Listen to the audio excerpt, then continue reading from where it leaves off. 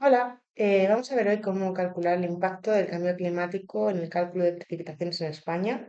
Bueno, con lo que sabemos del cambio climático, pues estas emisiones de gases, el cambio en el uso del terreno, pues van a llevar a dos componentes principales en términos hidrológicos. Uno es la sequía y otro son las inundaciones, el aumento de las precipitaciones extremas.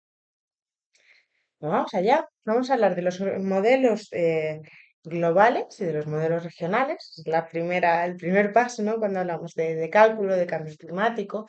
Un modelo climático global son representaciones matemáticas de los principales componentes del clima, atmósfera, uso del suelo, océano y hielo, y sus interacciones.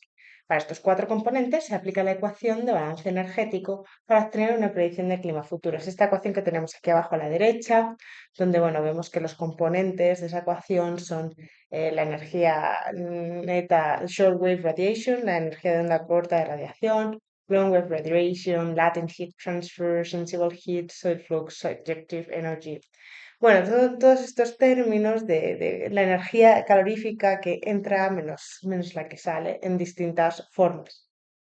Un modelo regional de cambio climático es un modelo de más resolución que cubre un área limitada de la Tierra. Pues aquí, por ejemplo, vemos que el que cubre Europa, pues decir, normalmente 5.000 por 5.000 kilómetros con una resolución de 50 kilómetros. Y esto nos lleva a las trayectorias de concentración representativas, RCP, por sus siglas en inglés, Representative Concentration Pathways. Esto ha sido creado así por el Intergovernmental Panel on Climate Change. Estos son proyecciones teóricas de una trayectoria de concentración de gases efecto invernadero, no emisiones. Las trayectorias describen diferentes futuros climáticos posibles dependiendo del volumen de gases de efecto invernadero emitidos en los próximos años. Originalmente es el 2.6, 4.5, el 6 y el 8.5, aunque ahora hay más, los vamos a ver. Y están etiquetados a partir, es decir, estos números lo que quieren decir es un rango de valores del forzamiento radiactivo en el 2100. Este forzamiento radiactivo es el 2.6, 4.5, 6 y 8.5. ¿Qué es el forzamiento radiactivo? Se llama así al cambio en el flujo neto de energía radiactiva hacia la superficie de la Tierra medido en el borde superior de la troposfera, a unos 12.000 metros sobre el nivel del mar, para que sepamos de dónde viene este número, que está medido en vatios por metro cuadrado. Entonces se utilizan cuatro trayectorias para la modificación del clima y la investigación que se ha hecho en el quinto informe de evaluación del Intergovernmental Panel on Climate Change. Súper. Y bueno, para hablar de los distintos RCP que podemos encontrar, tenemos el 1.9, que se supone que el calentamiento global se mantiene por debajo del 1.5. Bueno, pues este es de acuerdo al Acuerdo de París. Es un poco irreal, es como muy optimista. El 2.6 es una trayectoria muy estricta de emisiones, el 3.4 incluye la eliminación considerable de gases de efecto invernadero, el 4.5, que es uno de los más usados, las emisiones alcanzan su punto máximo en el 2040 y luego empiezan a disminuir, que estaría un poco acorde a lo mejor pues, con esa implementación de políticas pues, de energía renovable, de reducción de emisiones, etcétera.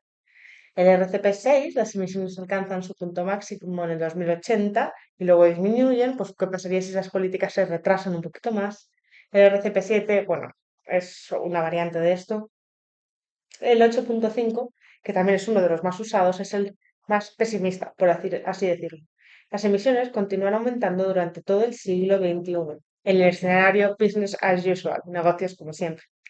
Desde el quinto reporte se ha pensado que esto es muy poco probable, pero aún posible, ya que no está claro que las retroalimentaciones no se comprenden bien y las trayectorias de alta concentración dependen de los supuestos de abundante combustible fósil para la producción futura. ¿Qué quiere decir esto?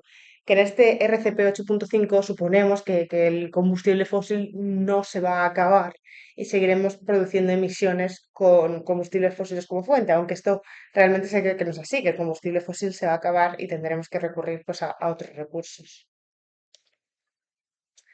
El Eurocortex Coordinated Downscaling Experiment de dominio europeo voy a leer en inglés esto, is the European branch of the International Codex Initiative, which is a program sponsored by the World Climate Research Program to organize an international coordinated framework to produce improved regional climate change projection for all land regions worldwide. The Codex results will serve as input for climate change impact and adaptation studies within the timeline of the fifth assessment report of the Intergovernmental Panel on Climate Change. Bueno, pues es el organismo europeo que se encarga de generar esos resultados de cambio climático ya reducidos a escala europea. Y de esos traemos pues distintos reports o informes que tenemos en España que especifican estos resultados para aplicarlos a la normativa española, que son estos que tenemos aquí. Tenemos la evaluación de impacto del cambio climático en los recursos hídricos en régimen natural, 2010 del CEDE, la incorporación del cambio climático en la evaluación preliminar de riesgo de inundación para los EPRIs en el segundo ciclo de aplicación de las inundaciones del 2018, este es del MITECO, y también tenemos impacto del cambio climático en las precipitaciones máximas en España, CEDEX 2021. Todos estos son informes que describen pues, cómo aplicar esta normativa, estas directrices del Cordex, estos modelos al cálculo de precipitaciones. Tengamos en cuenta que aquí cuando hablamos de cambio climático, y esto me parece muy interesante, hablamos del cambio en la precipitación máxima, pero a lo mejor no estamos teniendo en cuenta otros factores como que a lo mejor el uso del suelo ha cambiado. Y cuando hablamos de lo que va a ocurrir en una cuenca de aquí a 50 años, pues a lo mejor esa cuenca de repente es mucho más restrictiva en términos de infiltración, porque ha cambiado el uso del suelo. Pero bueno, aquí, por simplificación, hablamos de un cambio en las precipitaciones máximas.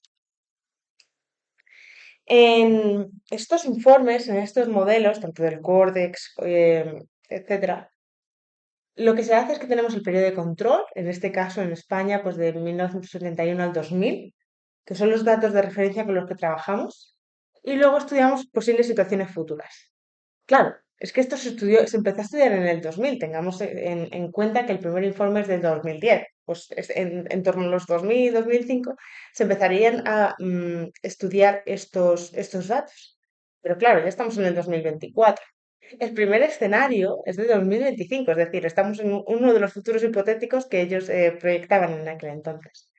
El segundo a proyección de futuro sería 2055 y el tercero sería 2085. Podemos hablar de esto como referencia puntual, es decir, el futuro hipotético del año 2025, 2055, 2085, o como un intervalo. ¿Qué va a pasar entre el 2011 y 2040, 2041, 2070, 2071, 2100? Incluso a veces también he visto como el horizonte, se llaman horizontes, 2080 para referirse al 2085, pero bueno, sabemos que es del orden de magnitud temporal de lo que estamos hablando. La información disponible online tenemos en la página de FEX, aquí el impacto del cambio climático en las precipitaciones en España, donde teóricamente se pueden descargar los datos, aunque a mí esta página no me ha funcionado. Os dejaré también el link en el vídeo. Pero bueno, aquí teóricamente encontraríamos estos mapas. ¿Qué son estos mapas? Pues igual que tenemos en la aplicación de CAUMAX, las precipitaciones máximas, aquí podemos encontrar las precipitaciones máximas diarias para distintos periodos de retorno para distintos horizontes. ¿Para qué años están disponibles? Para 10, 100, 500 y 1000.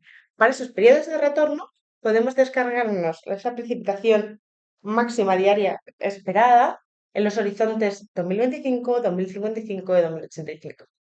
¿Y qué vemos aquí que es interesante, ¿no? Este es para el escenario 4.5, se puede descargar tanto para el 4.5 como el 8.5, pues que podemos ver que en muchos lugares aumenta hasta un 20%, sin embargo hay otros en los que disminuyen, ¿no? Y a lo mejor es interesante pensar cómo en estas zonas también habrá una sequía más acusada.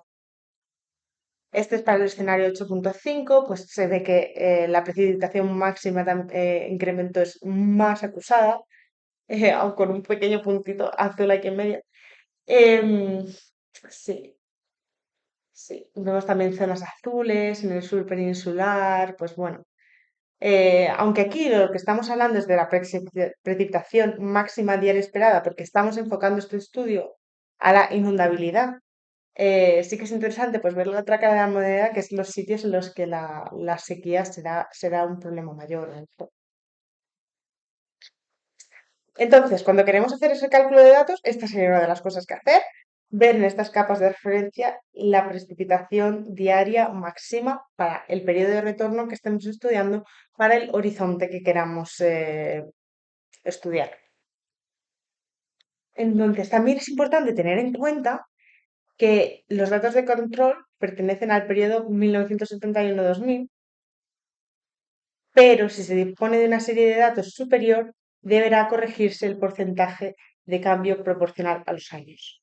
¿Por qué? Porque aquí lo que estamos haciendo es un porcentaje de incremento. Es decir, vamos a aumentar, vamos a decir, si fuera el máximo, un 20%, a la lluvia que yo tenga calculada.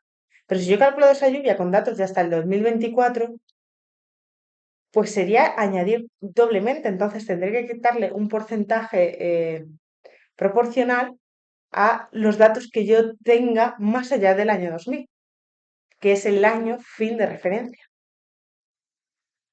¿Qué más? Y otro cambio que tendríamos que hacer es la corrección en torrencialidad. ¿Qué quiere decir esto? Seguro que os suena esta figura de la instrucción 5.2. Esta torrencialidad de lo que nos habla es de cómo distribuimos esa precipitación máxima diaria en nuestro dietograma en el día. Es decir, ok, si la precipitación diaria máxima es 100 milímetros, ya, pero me va a llover la mayoría en una hora, en 2 horas, en 3 horas. ¿Cómo se va a distribuir en esas curvas IDF, ¿no? Tenemos que ver aquí si esas precipitaciones van a ser más acusadas en menos tiempo o más distribuidas en el tiempo. Y eso lo hacemos pues, mirando estos mapas de referencia y haciendo esa corrección en la torrencialidad. Y ya está. Espero que sea útil. A mí me costó un poco encontrar esta información. Si sabes de más cosas que hayas que tener en cuenta a la hora de cálculo de cambio climático, déjalo en los comentarios, será súper útil. Y nada, que vaya bien. Chao, chao.